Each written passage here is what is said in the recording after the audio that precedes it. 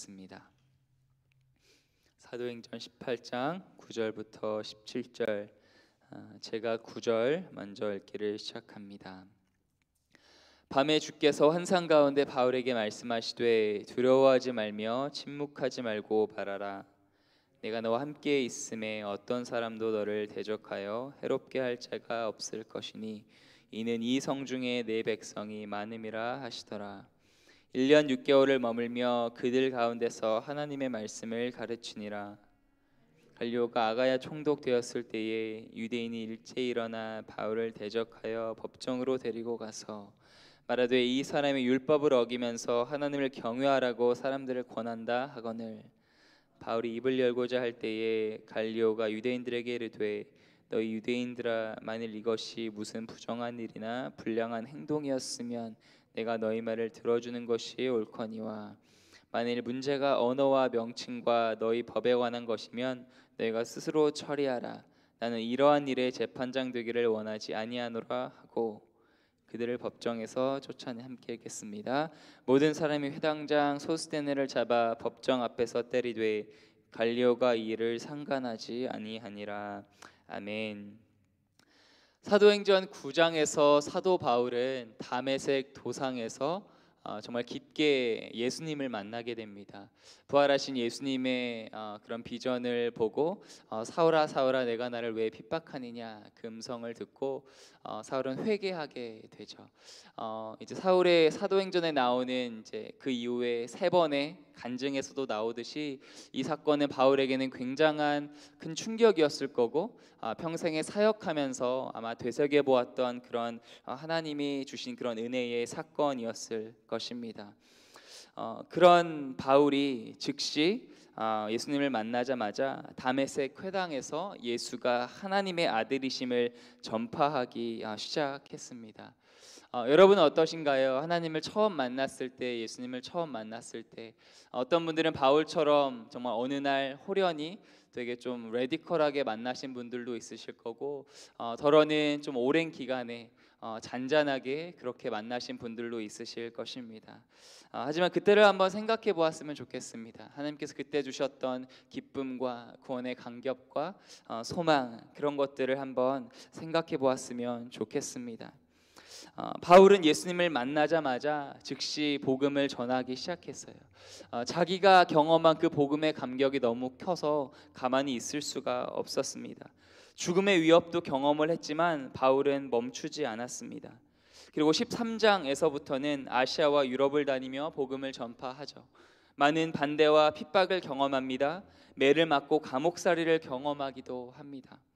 그리고 오늘 본문 18장은 바울이 아덴을 떠나 고린도에 와서 하나님이 예비하신 동역자들, 특별히 로마로부터 피난 온 아굴라와 브리스길라, 그리고 마게도냐로부터 바울을 도와주러 온 실라와 디모데를 만나서 함께 전도하는 내용입니다.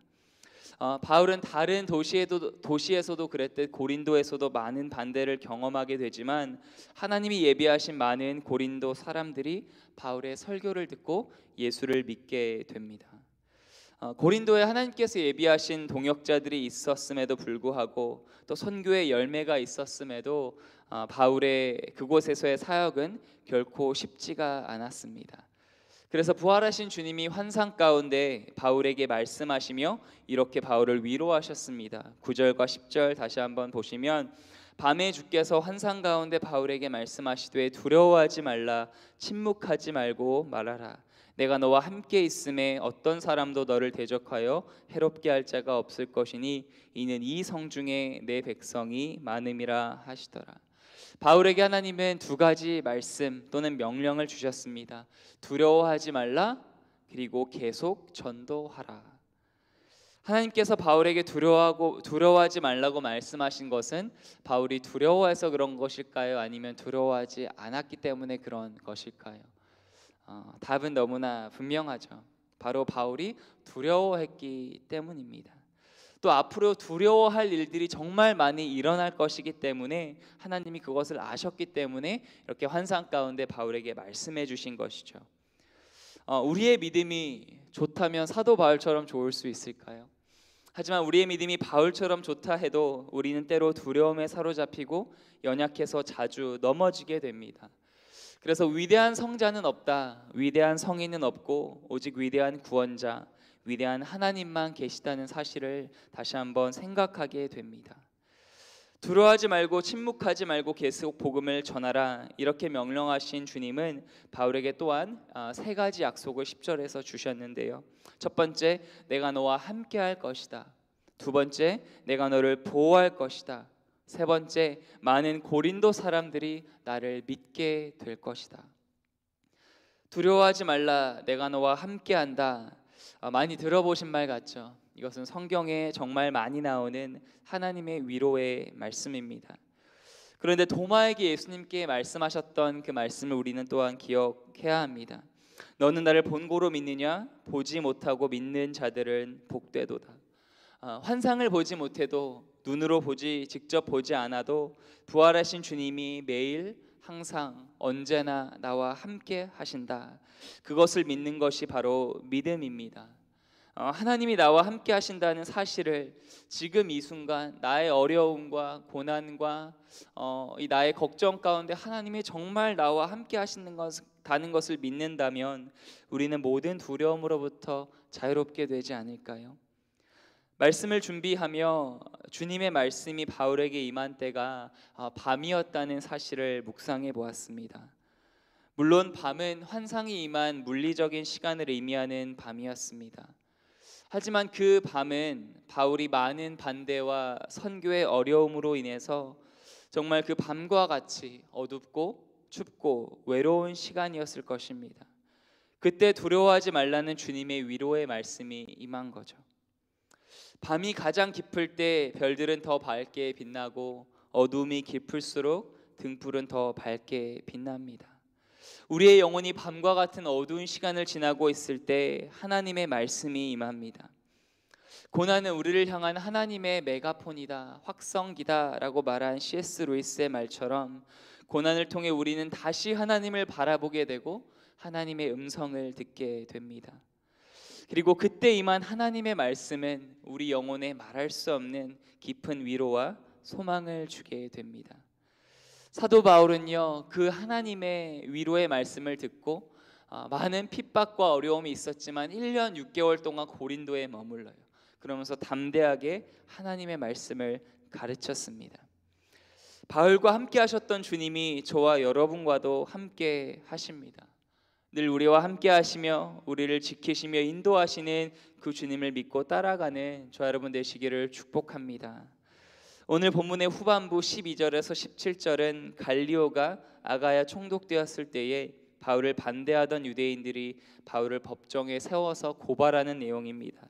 12절 13절, 갈리오가 아가야 총독되었을 때에 유대인이 일제히 일어나 바울을 대적하여 법정으로 데리고 가서 말하되 이 사람의 율법을 어기면서 하나님을 경외하라고 사람들을 권한다 하거늘. 이에 바울이 변론하려고 했으나 갈리오가 먼저 입을 열죠. 14, 15절, 바울이 입을 열고자 할 때에 갈리오가 유대인들에게 이르되 너희 유대인들아, 만일 이것이 무슨 부정한 일이나 불량한 행동이었으면 내가 너희 말을 들어주는 것이 옳거니와 만일 문제가 언어와 명칭과 너희 법에 관한 것이면 너희가 스스로 처리하라. 나는 이러한 일에 재판장 되기를 원하지 아니하노라 하고, 그리고 그들을 법정에서 쫓아내 버립니다. 이 갈리오의 편결에 만족하지 못한 사람들이 있었는데요, 고린도 사람들 또 유대인들 할 거 없이 그들은 무고한 회당장 소스데네를 잡아서 그를 때리며 그에게 화풀이를 했는데요, 갈리오는 그것을 보고도 모른 채 했습니다. 이렇게 오늘 본문이 끝이 나게 됩니다. 갈리오 총독의 편결은 선교사적 관점에서 굉장히 중요한 편결입니다. 왜냐하면 그 당시 아가야 지역에 있는 그리스도인들을 보호해주는, 어떻게 보면 로마 법적으로 그들이 자유롭게 예배할 수 있도록 보호해준 법이었기 때문입니다. 그리고 그의 편결은 바울을 법정에 세운 그 고린도 유대인들이 기대하고 예상했던 것과는 정반대의 편결이었죠. 이들은 바울을 고발해서 더 이상 전도를 못하고 그리스도인을 핍박하려 이렇게 그 갈리오 앞에 데려왔는데, 갈리오는 그 반대에 편결을 한 것이었습니다. 이 사건을 통해 우리는 무엇을 배울 수 있을까요? 바로 하나님께서 바울에게 약속하신 말씀 그대로 이루시는 성실하고 신실하신 하나님을 보게 됩니다. 또한 어떤 정치적인 어려움과 반대가 있다 할지라도 하나님이 하시는 선교를 막을 수 없다는 사실을 우리는 깨닫게 됩니다. 여러분 잘 아실 말씀 로마서 8장 28절 우리가 알거니와 하나님을 사랑하는 자 곧 그 뜻대로 부르심을 입은 자들에게는 모든 것이 합력하여 선을 이루느니라. 여러분 하나님 사랑하십니까?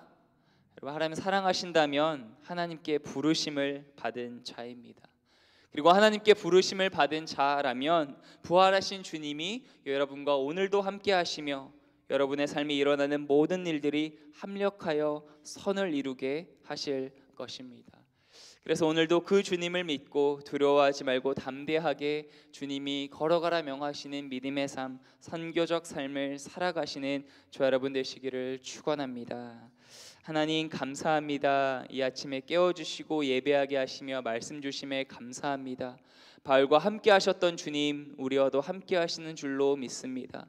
두렵고 또 떨리고 걱정되지만 하는 우리의 모든 염려와 근심과 걱정 가운데 주님을 바라보기로 소망하오니 하나님 주님을 바라볼 수 있는 믿음과 눈을 열어주시고 오늘도 주님을 따라가며 주님을 예배하며 담대하게 오늘 하루를 승리하며 살아갈 수 있도록 은혜 베풀어 주시옵소서. 그런 주님을 기대하오며 감사드리며 살아계신 예수님의 이름으로 기도드립니다.